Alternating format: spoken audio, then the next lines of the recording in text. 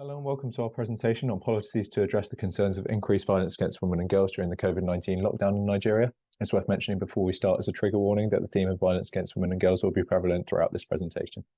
So first, a bit of background on the issue. Violence against women and girls is a major global issue, with just under a third of women worldwide having been subjected either to violence by a partner or sexual violence at the hands of a non-partner. The majority of this is constituted by intimate partner violence, or IPV. 27% of women who have been in a relationship report suffering from violence at the hands of their significant other. And the country we're focusing on, Nigeria, is one country where this is prevalent, where 3 in 10 women aged 15 to 49 have suffered from sexual abuse. During the COVID-19 pandemic, many countries saw a rise in cases of IPV that was attributed to the effects of lockdown. Now, to put this into an economic perspective, a 1% increase in domestic abuse can reduce some estimates of a country's GDP by up to 8.7%. Which can be even more significant in times of economic downturn, as we saw during the COVID-19 pandemic. As well as this, the impact of violence against women and girls on victims' mental and physical health is closely associated with lower productivity in the workplace, as well as higher dropout rates among girls in education.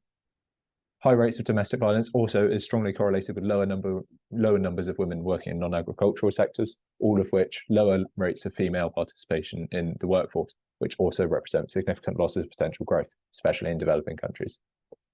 Focusing back in on Nigeria, lockdown saw a considerable increase in cases of violence against women and girls there. Data is only available for 23 out of the 36 states, but in those states, cases of gender-based violence more than doubled from March to April 2020 after the introduction of lockdown measures on the 30th of March. As well as this, in the 3 states which were placed under full lockdowns, those being Lagos State, Ogun State, and the Federal Capital Territory, cases of GBV rose by almost 300%, which was around double that of the other states, indicating that the extent of lockdown was also a significant factor in the rise in GBV, as well as implying that it was in fact lockdown that caused the rise, rather than just the wider pandemic. Possible explanations for this include a rise in financial stress, so loss of job security, potential loss of income, increased proximity of victims to abusers on account of being locked down together, and reduced access to support networks and services, all of which resulted in a rise in IPV. Now, a bit of wider information about violence against women and girls in Nigeria. Although it wasn't responsible for the rise during lockdown, cultural norms are a major factor of the prevalence there, with many Nigerians holding the joint beliefs that women ought to be subservient to men and that husbands are able to engage in IPV without society frowning upon it.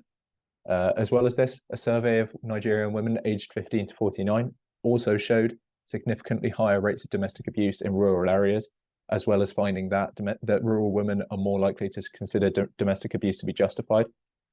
It's worth noting that this survey wasn't conducted in association with the authorities or the police, for whom there is a very low rate of trust among the Nigerian people, but also that it was published in 2014, and it's not clear how well the data holds up. In terms of finding policies to address domestic violence in lockdown periods, we should first look at the current state of domestic violence policy. The Violence Against Persons Act, VAP Act for short, represents a recent approach to tackling various forms of violence. The main purpose of this policy was to provide a strong legislative foundation for the prosecution of violence of all forms. For instance, this policy recognises forced financial dependence or economic abuse as a form of violence, legislating the connection between economic autonomy and personal well-being. Since its enactment, the VAP Act has made some strides. The main achievement of the policy was to provide an improved legal framework for addressing and prosecuting various forms of violence.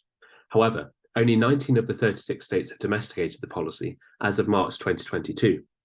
Furthermore, even in states that have adopted the policy, law enforcement is often too weak due to limited resources and societal attitudes towards women and girls.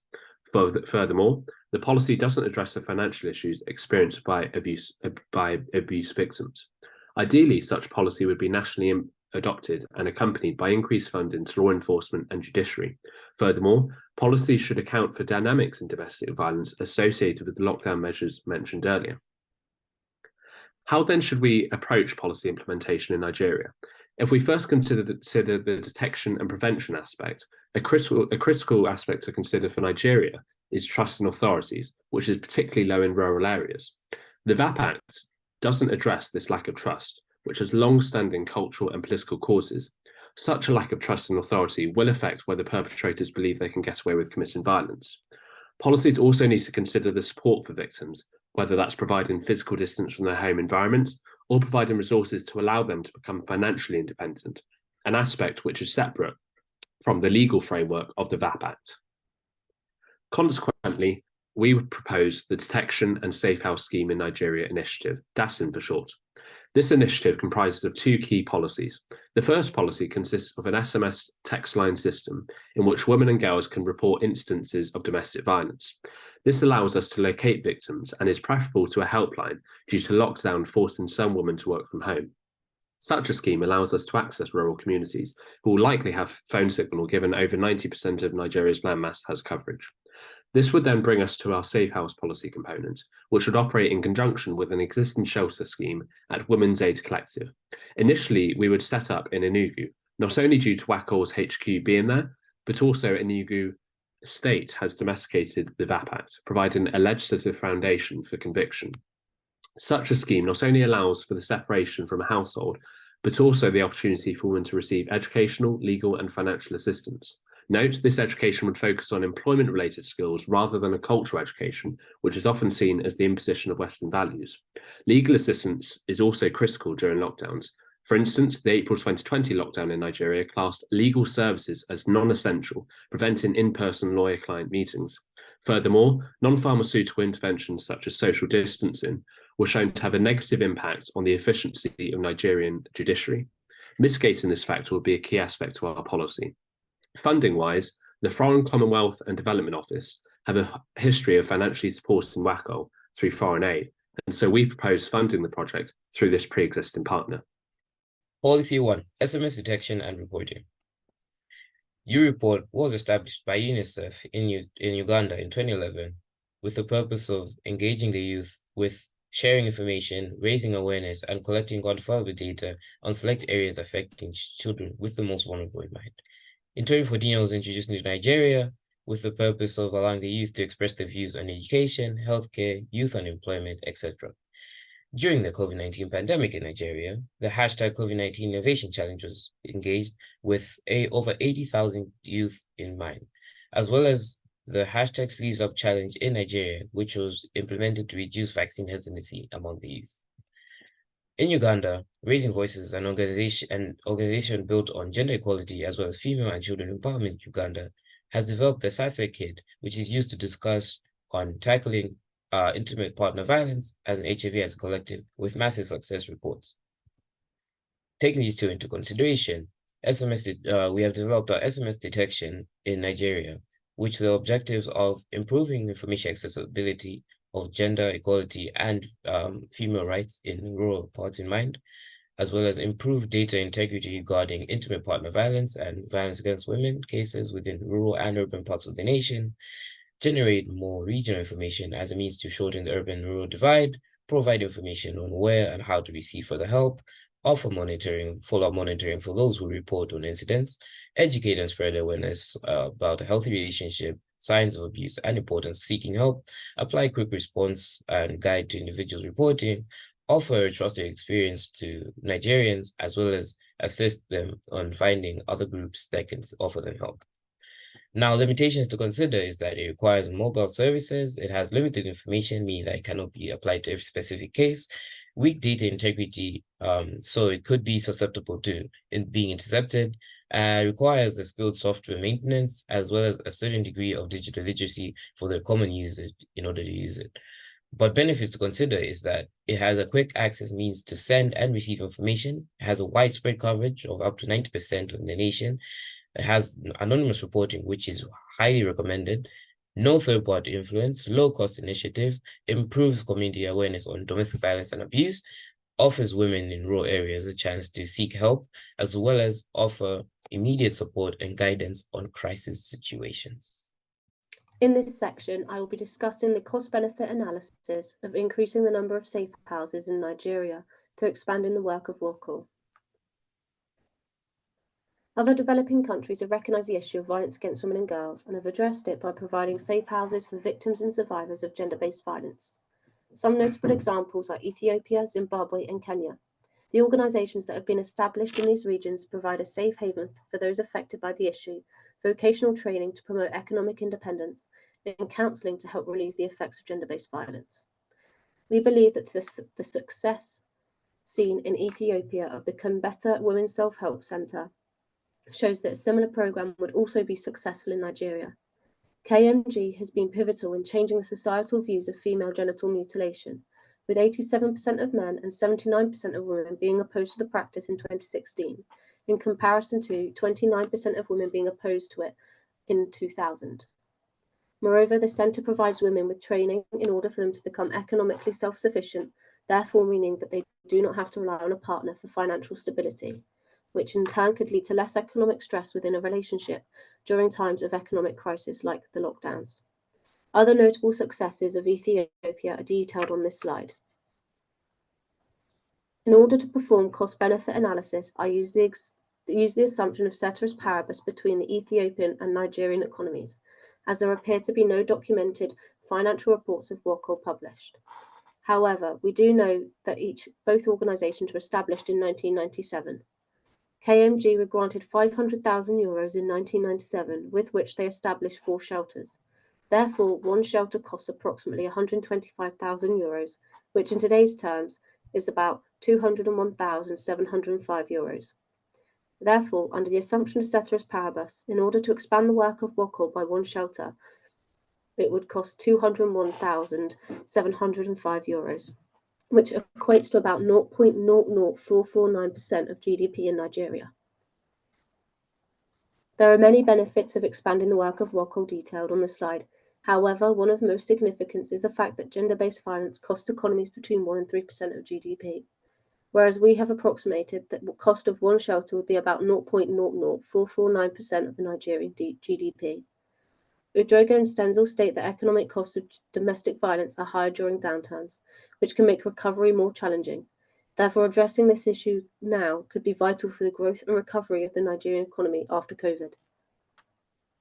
However, there are also some limitations to this policy. The education provided by these safe houses will not be enough to change the attitudes of Nigeria as a whole. In order for this policy to be fully effective, the attitudes of violence against women and girls in Nigeria needs to be changed. The legal system may need reformation, and hence why we are also proposing the SMS system so that victims and survivors can report cases of domestic violence to an outside body like an NGO, where the case is more likely to be passed on to the courts than if the victim reports these cases of gender-based violence to the Nigerian police. Thank you, Caitlin. I think it's important that we consider the DASN initiative now in terms of what we're trying to achieve, but also its impacts and its limitations within the context of a lockdown Nigeria, where 34% of the working population lost their main source of income. Now, unfortunately, to begin with, Nigeria was not a stable country. Terrorist attacks are widespread, they're common, they're indiscriminate across the whole country, but they tend to occur in the north. That's where we see school kidnappings, that's where we see attacks on NGOs and attacks on hospitals.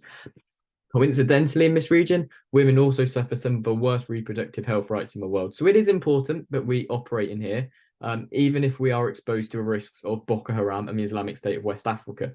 What are we going to do about this? Well, that's partly the reason we've decided to partner with VAWG. Not only are they based in the nice and safe Enugu state, but also by not having links to the military, which is seen as overly Christian and has committed human rights violations, and by not being linked to the Islamist extremists who oppose Western influences in the country, we believe we'll be able to much more effectively earn trust in these areas. And so people should be more likely to reach out.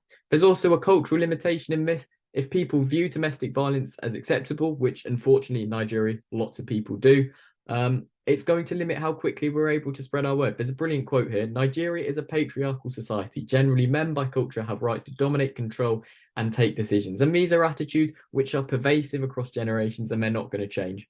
So unfortunately, whilst we can take a stance to try and limit our exposure to the instability, in terms of the culture review, there's not a great deal we can do. And that is a limitation to our programme. There's also the opportunity cost of operating in a lockdown Nigeria. 17 million more people ended up in poverty as a result of the lockdown restrictions, and the very poorest, 24.5 million Nigerians, were at risk of starvation during the lockdown period. That means as a net 63% of the country were multidimensionally poor. Why don't we think it's important to support these people? Well, we do, but we don't want to undercut existing supply side economics. We don't want to go and undercut existing farmers because we think that will make the economic situation worse. We know how much instability it causes when Western powers come in and try and give aid to these people. They either become targets of Islamist extremists or they're just politically unpopular.